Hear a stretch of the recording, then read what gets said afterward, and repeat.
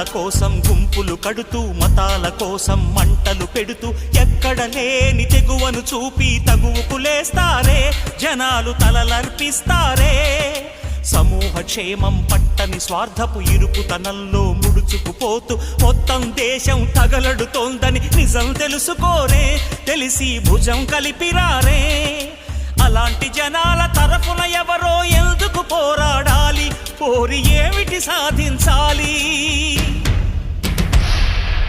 ఎవరి కోసం ఎవరు ఎవరితో సాగించే సమరం ఈ చిచ్చుల సింధూరం జవాబు చెప్పే బాధ్యత మరచిన జనాల భారతమా ఓ అనాథ భారతమా